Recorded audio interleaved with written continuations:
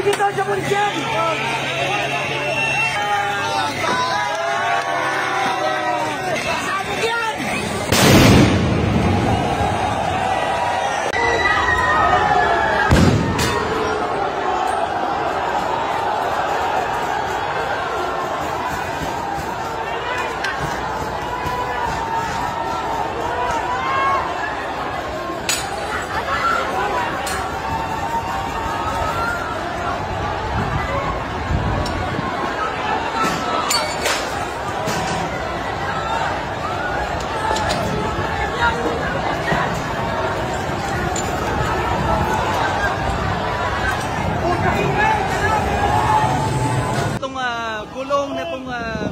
Container truck na ito at sa likod na ito andoon ang ating mga tropa na nakabarricade yung ating mga kapulisan. So medyo agresibo yung ilang mga lihisa dito, no? At pinagbabato ang ating mga kapulisan. So hindi pa tayo makalapit dun sa mga pulis, no? Kung ano ba ang naging mitya, kung bakit ganito ang kinahinatnan itong protesta na ito. Ngayon, kung mapapansin nyo mga kapatid, lumalapit pa unti-unti yung mga kapulisan natin upang paupalahin itong sunog na ginawa nitong mga pagsusunog nitong gulong. So, eto na, no, binubuhusan na nila ng tubig. Meron nang nakabantay dito na BFP para apulahin itong sunog.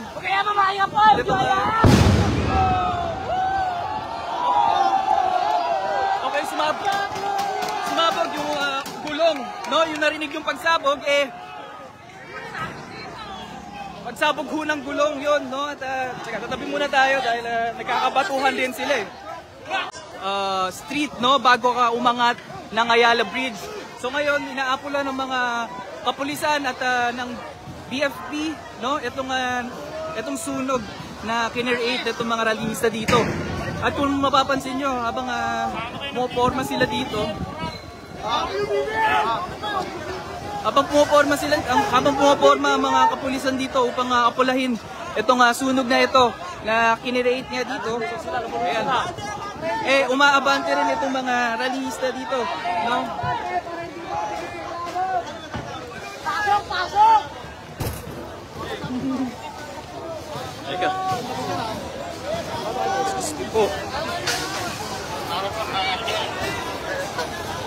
So, ayan, habang inaapulan nila ang sunog na ito, ay patuloy ang pagbabato ng mga rallyista dito sa ating mga nakabarricade na kapulisan.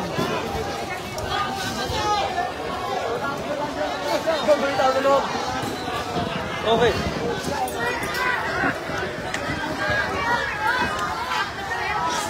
Samot-sari yung binabato nila, no? Bato, bote, at ito may nakita tayo yung parang cart ng laman, ng lalaman ng mga bote, no? Mga plastic bottle. Pinasok nila doon sa malapit sa ating mga kapulisan. So ang ating mga kapulisan naman naka-barricade, no?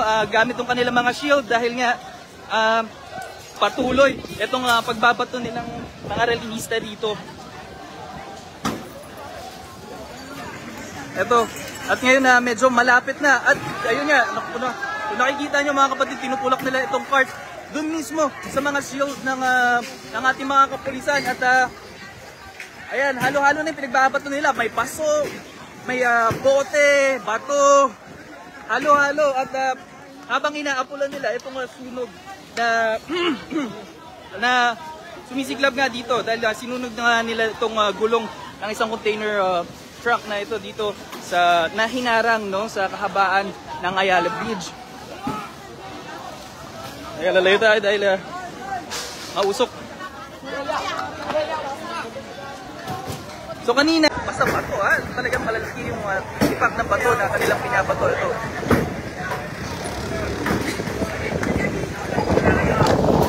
Okay. Okay.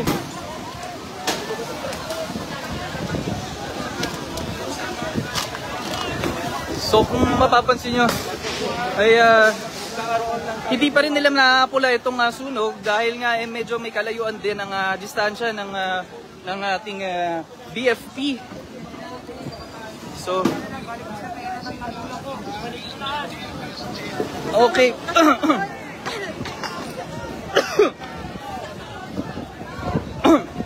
So, atras muna tayo, no? Dahil bahagyang humupa muna ang tension dito. So, Andak mo kanina. hindi pa pala. Dahil nga, ito, medyo lumapit na itong BFP dito sa container van. Kasi kanina nga medyo may kalayuan ang distansya ng BFP. Kaya hirap sila apulahin itong sunog o itong apoy na galing dito sa container. At okay, so okay, ang ganap ngayon ay papalapit na dito ang kapulisan, no? Paunti-unti nagmo-move forward sila. So ayan, pero iyon, habang nagmo-move forward itong mga ating kapulisan, ito na mga tulak naman ng mga kabataan at ng mga rallyista rito.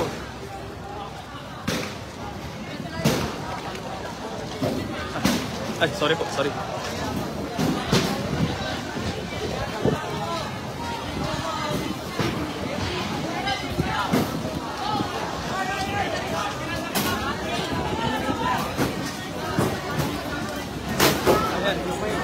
Mga kapatid, tuloy-tuloy ang ginagawang pambabato, magpapalo ng mga rallyista. Talagang hinihila at hinihila nila itong mga shield ng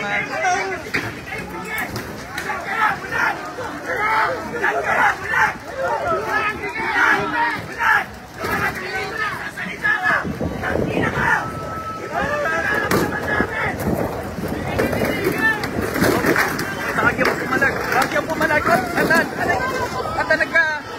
bahagyang pumalag ang kapulisan. At ayan na, up. So bahagyang pumalag ang kapulisan. Okay.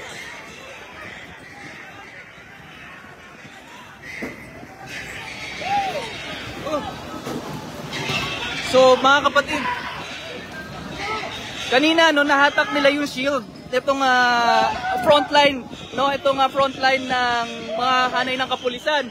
Nung nahila nila yung shield, bahagyang pumalag itong ating kapulisan, kaya naman agad naman rumesback itong mga rallyista rito. No, kanya-kanya silang dampot ng mga bato, no, palo.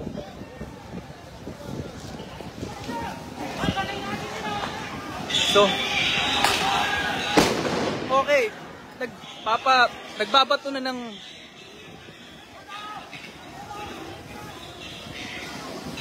no, may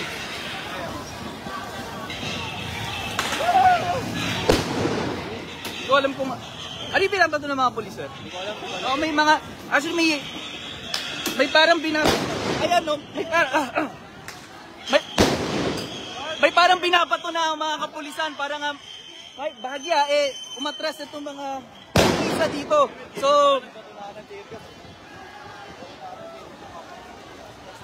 So ayan. At nakaporma na ang ilang kapulisan sa kabilang side naman. At sa kabilang side naman na ng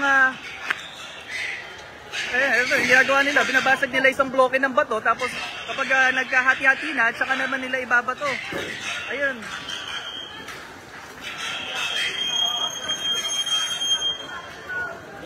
So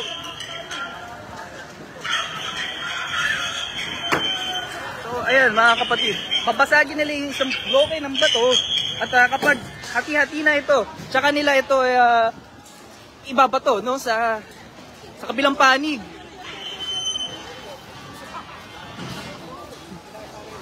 So ayun, no, kanina nakarinig tayo ng tatlong putok, no, dahil merong binato itong mga kapulisan. So ngayon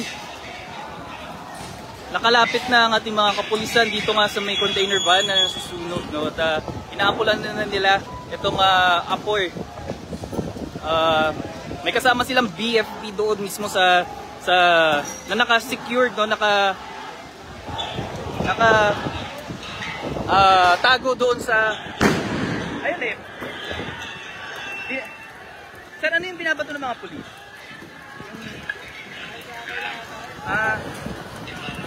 So may mga okay.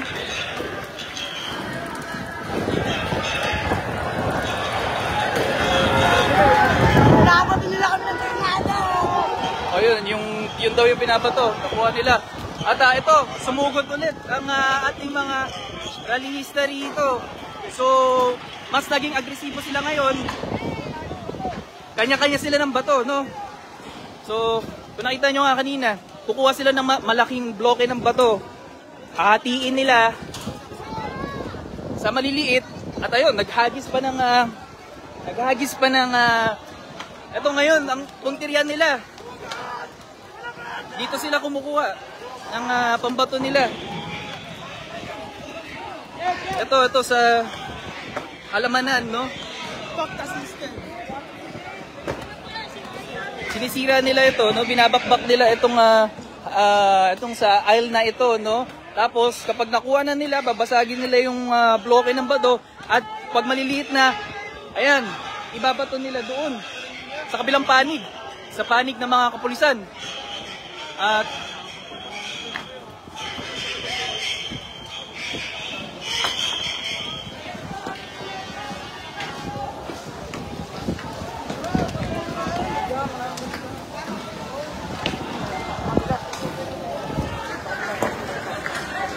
okay, so patuloy pa rin yung kanilang pambabato dito sa hanay ng mga pulis.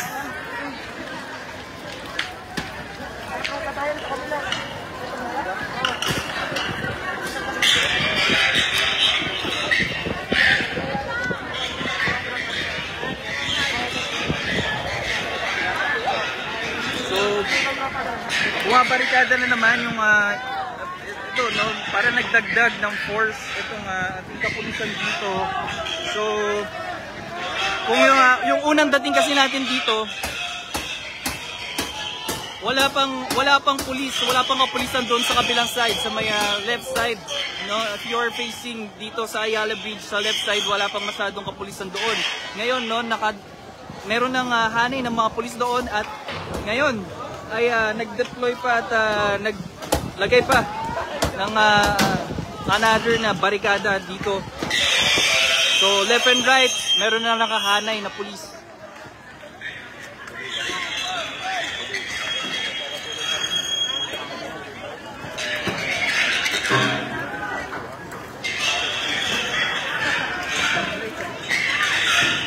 Hindi siya kalaban stoplight.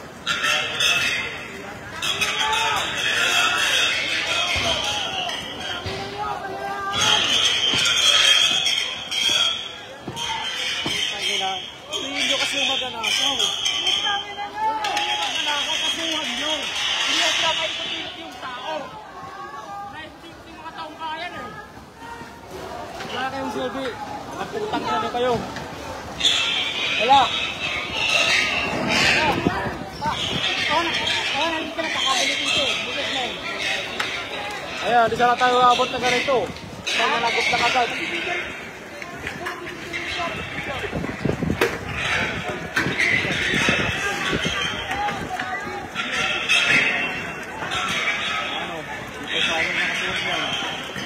Okay, mukhang umaabante muli itong mga rallyista, ano. So,